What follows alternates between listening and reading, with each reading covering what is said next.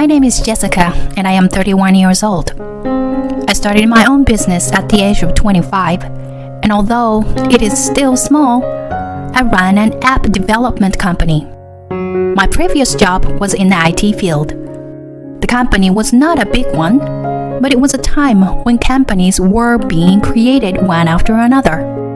I took the plunge and resigned from my previous company when its management started to lean. Then, I started a smartphone game development company. My husband Tony is a colleague and classmate from my previous company.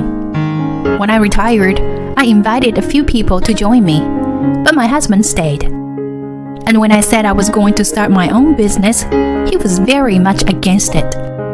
Yes, I know. Tony is not the type of person who likes adventure, much less trying new things. He always wants stability. He has no desire to work and is not interested in promotion. He just wants to get by day to day. He has no desire for things and no hobbies. Compared to Tony, I am the complete opposite. I want to be successful in my work, and I always want to challenge myself. I also like shopping. I enjoy going to live shows of my favorite artist. At first glance, it may seem that we are opposites and that we don't match, but we are not. What they lack in each other, they make up for together. In fact, I think we have good chemistry. We started as an office romance and got married 2 years ago. And 6 months ago, we bought the house of our dreams. We knew it would be a once-in-a-lifetime purchase, so we made no compromises at all. We were very particular about the color of the house, white being the base color. And since we both love children, we prepared a room for the child who would be born in the future. The house is filled with the aroma of wood, and we carefully clean the house every day. Since we moved into the new house, Tony has been saying to me more and more, "I want to have a child as soon as possible. Jessica, if you keep working, you will be left behind. You see on social networking sites that everyone has kids. You know that, don't you, Jessica? My parents are rushing me to have kids as well. Why don't you save your work for a while?" This was my biggest fear. Tony's income has decreased significantly. Many people left the company for that reason. And now there are only 3 employees, including Tony. And the vacation is called remote work. This month, he only went to work a few times. Before I knew it, his salary was reduced to an hourly rate, like a part-time job. We bought a house with a mortgage, and we can hardly live on my husband's income alone. But the issue of income is a sensitive one, so there was no way I could tell him directly. So I kept my mouth shut. Tony also noticed that his income was decreasing, but he turned away from his new job. I responded, choosing my words carefully. "I guess so, but I still want to focus on my work. I want to save more money. If I have a child, of course I want to think about the child first. I don't have anyone I can trust completely when I'm out of the office. So, I'm sorry. Please wait a little longer. I'll think about it." Tony looks unhappy. "You know, my mother is always asking to see her grandchildren. I'm sorry, but you've got to think about my dignity, too, you know? I've told my mother that Jessica is unable to have children because she's too picky. She won't be convinced if I don't say so." I knew that too. Every time my mother-in-law looked at me, she would say, "Are you not ready yet, Jessica? Work is good, but you have to have a child before you can be a full-fledged man, you know? No matter how good you are at your job, a woman who cannot produce offspring is half a man. Be a full-fledged woman soon." There is no way I can agree with such an opinion. But my mother-in-law is stubborn, and rigid woman. I could not expect Tony, who is a mother's son, to take my side, even if I gave him my opinion. I was tired from work, so I tried to avoid seeing her as much as possible. Whenever we met, she would talk about our children. She probably doesn't know about my husband's income. I don't think she could ever think of having children if she saw our current financial situation. One Sunday, I was relaxing, trying to spend the holiday with my husband. When the chime rang, my mother-in-law was there through the monitor. I really wanted to use the answering machine, but it was not possible because we had a car. My husband opened the door, and as soon as he opened it, she turned to me and said in a sarcastic tone, "You've embarrassed me, Jessica." Naturally, I had no idea what she was talking about. I had just bumped into a friend of mine from school. She told me that she has 3 grandchildren. He is younger than Tony. She bragged about her grandchildren. I never thought I would be subjected to such humiliations at my age. Having a wife who is a piece of shit. I must be miserable like this. She turns her anger toward me. Don't you feel sorry for Tony too? You are not going to be young forever, so you need to plan your future properly. You talk about work and work and work, but you are just making games. Anyone can do that, not just you. Ignorant people are the scariest. They don't know anything about other people's hard work, but they are the ones who are taken advantage of.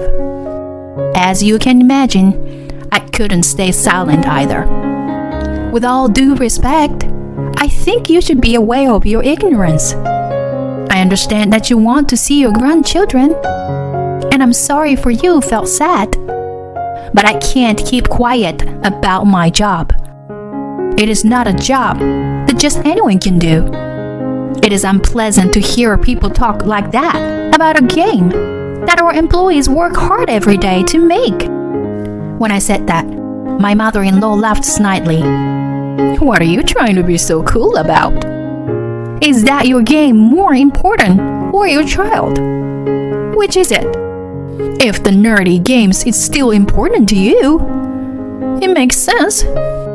It's such a ridiculous story, isn't it? I had been avoiding this because I didn't want to get in trouble.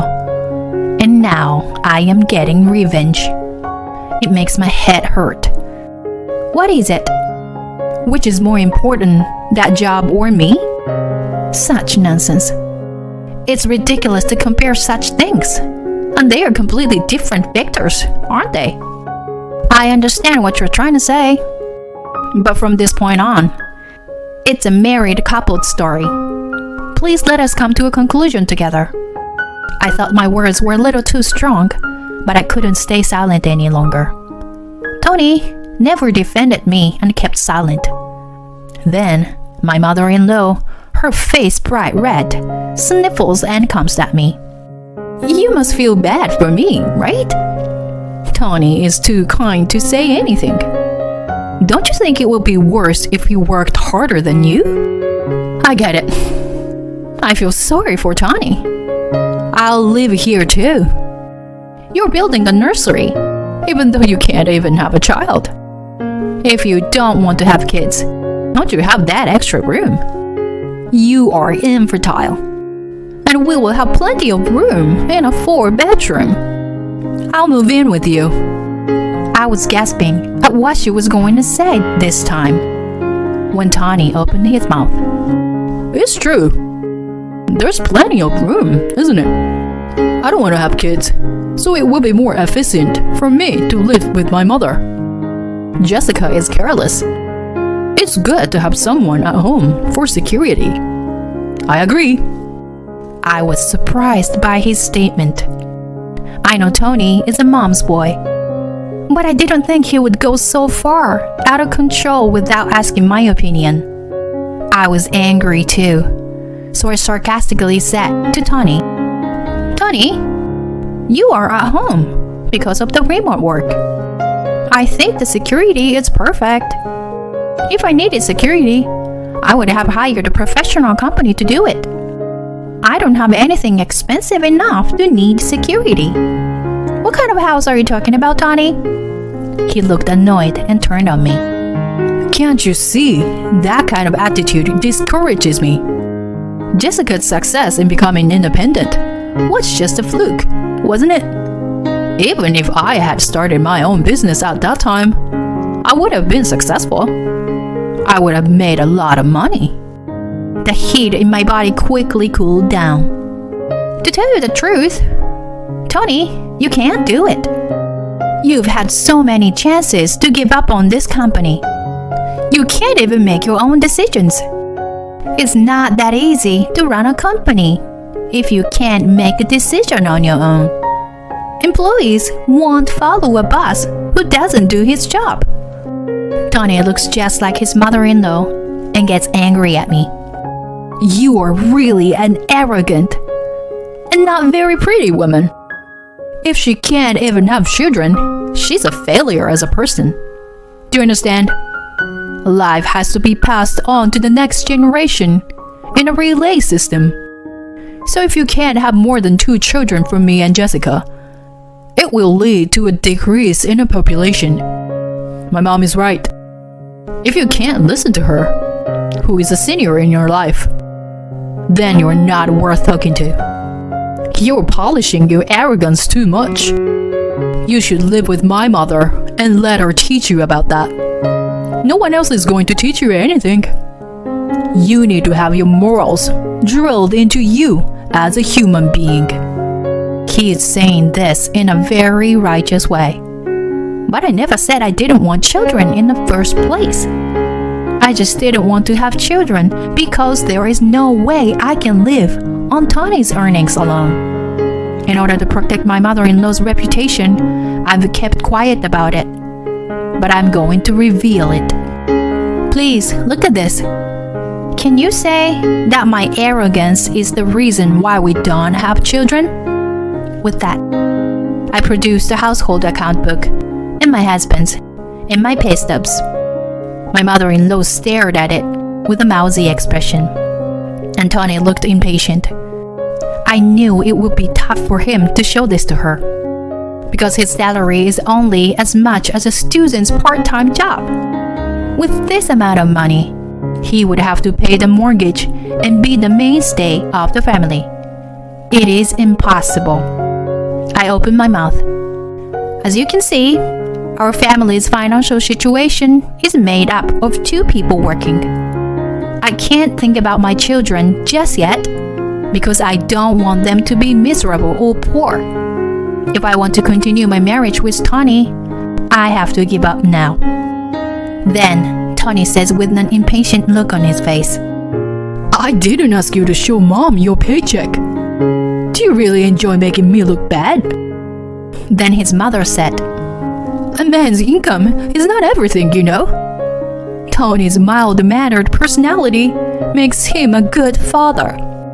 Why don't you be the mainstay of the family? I'm going to fall over. No. When he's at home, he only reads comic books and plays phone games. If Tony was a housemate, that would make sense. And you know, the women are the only ones who can have children, right? If I take a leave of absence for 6 months, this house will go bankrupt. They're speechless when I said that. My mother-in-law is puckering her mouth like a goldfish. I continue. I think it would be more fun to have kids, and I would grow up. But a man is only a man if he has the financial resources to support his family. I think that's a perfect score if we both earn good money. But I don't agree with your way of thinking. Tony was furious and starts yelling at me. Jessica's spirituality is ruining me. I have a boss all the way home. Get out of my house. I don't even want to see your face anymore. My mother-in-law is biting at me too. That's right. Who do you think you are to say what you want to say? Fine. I'm going to get the divorce papers. Donnie, Divorce this piece of shit wife of yours. With that, the two went to the city office together. Why I have to leave is a mystery. But I don't want to be with Tony anymore. I don't even want to see his face. That's my line. I'm running out of patience too. I'm finally ready to leave home. I'm going to take this opportunity to pack my things. I don't like to have a lot of stuff to begin with. Basically, I don't want to have anything in my room. I am what is commonly known as minimalist. Packing was over in no time. My mother-in-law and Tony are in an angry mood and are filling out the divorce papers as soon as they came home. Tony slapped me with it. I've already filled it out. It's now or never if you want to hold me back. No matter how much you apologize, if you file for divorce, you'll never get it back. I am not going to be able to go to work tomorrow because of the mental anguish you've caused me. So, give me this house instead of alimony. You make a lot of money, so I'm sure you can afford it. Well, if you apologize, I'll forgive you. He wants me to hold off. I have never met such a small man. He is number one in my generation. I will fill out the divorce papers without hesitation. After a while, the divorce was successfully finalized. I often hear that divorce is more difficult than marriage, but it was easier than I had expected. And it was refreshing. I would like to praise myself for living in such a miserable way. For the time being, I decided to stay at the office. All the employees knew that the president would do this someday. They are laughing at me. But here comes my payback.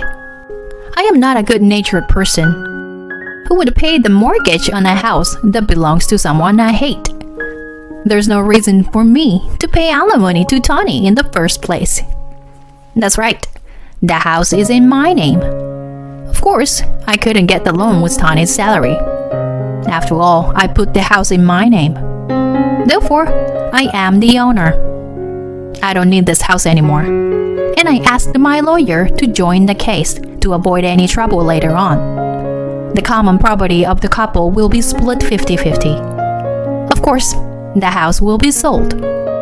It is still in a period of time when it can't be called a new house. I was very happy that it sold for the asking price right away. And for some reason, without any evidence, they thought they could continue to live in the house. My mother-in-law seems to have learned here the fact that the house is in my name only after the divorce. Tony had lied about the amount of his income, so it is not surprising that my mother-in-law thought so. When they found out that the house was sold, they turned pale. Then, my mother-in-law called me. Do you really enjoy causing us so much trouble? Tony is going to get back together with you, so you have to withdraw the sales right now. My mother-in-law is yelling at me.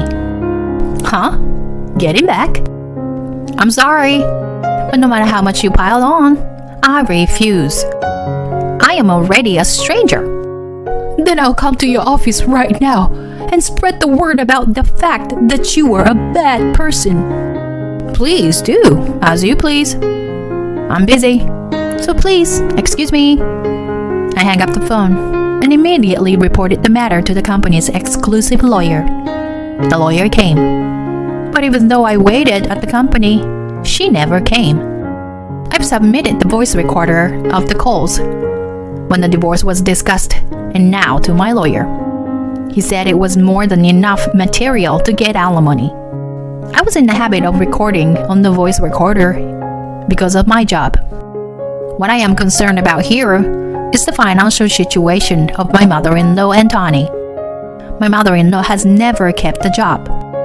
On the contrary, they lost their house. At the same time, the company Tony worked for went bankrupt. Tony became unemployed. They look for a good paying job, but they don't have a career, so there is no way they can get one. They have no savings to begin with.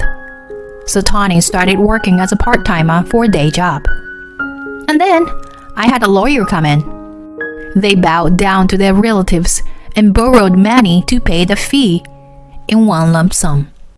The lawyer was very surprised. And I cannot stay in the office forever. I need a space where I can rest. Come to think of it, I haven't felt at ease at home recently.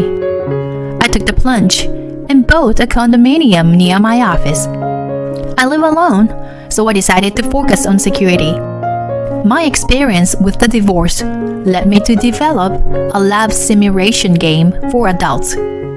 It was a bigger hit than I had expected. It became the company's signature game, and I still love my job.